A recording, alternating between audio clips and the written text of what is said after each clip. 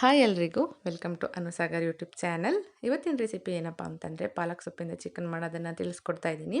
ಅದಕ್ಕೂ ಮುಂಚೆ ಯಾರಾದರೂ ನನ್ನ ಚಾನಲ್ಗೆ ಸಬ್ಸ್ಕ್ರೈಬ್ ಮಾಡ್ಕೊಂಡಿಲ್ಲ ಅಂದರೆ ಪ್ಲೀಸ್ ಎಲ್ಲರೂ ಹೋಗಿ ಸಬ್ಸ್ಕ್ರೈಬ್ ಮಾಡ್ಕೊಳ್ಳಿ. ಈ ಚಿಕನ್ ಅಂತೂ ಮಾಡೋದಕ್ಕೂ ಚೆಂದ, ನೋಡೋಕ್ಕೂ ಚೆಂದ, ತಿನ್ನೋದಕ್ಕಂತೂ ಇನ್ನೂ ತುಂಬ ರುಚಿಯಾಗಿರುತ್ತೆ.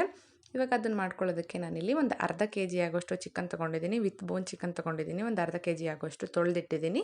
ಮತ್ತು ಇಲ್ಲಿ ಅದಕ್ಕೆ ಒಂದು ಮೀಡಿಯಮ್ ಕಟ್ ಆಗುವಷ್ಟು ಪಾಲಕ್ ಸೊಪ್ಪು, ಸ್ವಲ್ಪ ಕೊತ್ತಂಬರಿ ಸೊಪ್ಪು, ಖಾರಕ್ಕೆ ಎಷ್ಟು ಬೇಕಾಗುತ್ತೆ ಅಷ್ಟು ಹಸಿರು ಮೆಣಸಿನ್ಕಾಯಿ, ಒಂದು ಅರ್ಧ ಸ್ಪೂನಷ್ಟು ಜೀರಿಗೆ, ಮತ್ತು ಇಲ್ಲಿ ಒಂದು ಮೀಡಿಯಮ್ ಸೈಜ್ ಈರುಳ್ಳಿ, 1 ಸ್ಪೂನ್ ಆಗುವಷ್ಟು ಶುಂಠಿ ಬೆಳ್ಳುಳ್ಳಿ ಪೇಸ್ಟು, ಸ್ವಲ್ಪ ಅರಶಿನದ ಪುಡಿ, ರುಚಿಗೆ ಬೇಕಾಗೋಷ್ಟು ಉಪ್ಪು, ಒಂದೇ ಒಂದು ಟೊಮೆಟೊ, ಸ್ವಲ್ಪ ಎಣ್ಣೆ.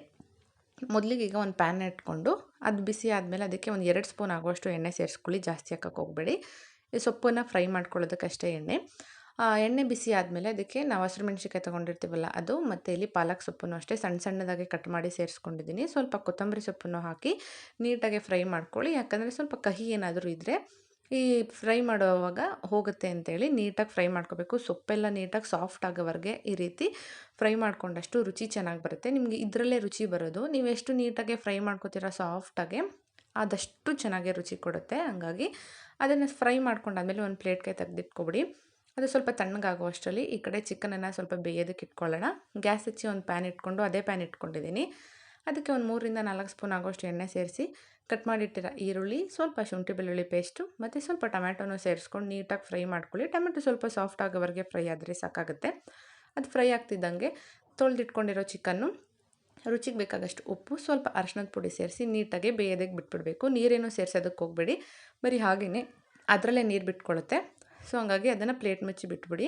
ಅದು ಬೇಯೋ ಅಷ್ಟರಲ್ಲಿ ಈ ಕಡೆ ನಾವು ಪಾಲಕ್ ಸೊಪ್ಪನ್ನ ಫ್ರೈ ಮಾಡಿ ಇಟ್ಟಿರ್ತೀವಲ್ಲ ಅದನ್ನು ಸ್ವಲ್ಪ ನೀರು ಹಾಕಿ ನೀಟಾಗೆ ನೈಸಾಗಿ ಪೇಸ್ಟ್ ಮಾಡಿ ರೆಡಿ ಮಾಡ್ಕೊಳ್ಳಿ. ಇದಿಷ್ಟು ಬೆಂದಿದೆ ಅನ್ನೋ ಟೈಮಲ್ಲಿ ಟೊಮೆಟೊ ಎಲ್ಲ ನೀಟಾಗಿ ಈ ರೀತಿ ಸಾಫ್ಟಾಗಿ, ಚಿಕನ್ನು ಅಷ್ಟೇ ಸ್ವಲ್ಪ ಸಾಫ್ಟಾಗಿ ಬೆಂದಿರುತ್ತಲ್ಲ ಆ ಟೈಮಲ್ಲಿ ನಾವು ರುಬ್ಬಿಟ್ಕೊಂಡಿರೋ ಮಸಾಲೆನ ಸೇರಿಸ್ಕೋಬೇಕು.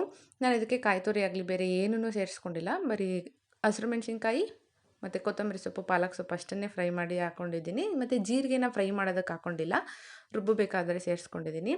ನೀಟಾಗಿ ನೀರು ಸೇರಿಸ್ಕೊಂಡು ಒಂದು 15 ನಿಮಿಷ ಬೇಯಿಸ್ಕೊಂಡ್ರೆ ರೀತಿ ನೀಟಾಗಿ ಸಾಫ್ಟಾಗಿ ತುಂಬ ರುಚಿಯಾಗಿರೋ ಪಾಲಕ್ ಸೊಪ್ಪಿನ ಚಿಕನ್ನು ರೆಡಿಯಾಗಿಬಿಡುತ್ತೆ. ಈ ರೀತಿ ನೀಟಾಗಿ ಮೇಲೆ ಸ್ವಲ್ಪ ಎಣ್ಣೆ ಬಿಡ್ತಾ ಇದೆ ಅನ್ನೋ ಟೈಮಲ್ಲಿ ಚಿಕನ್ ರೆಡಿಯಾಗಿದೆ ಅಂತ ಅರ್ಥ.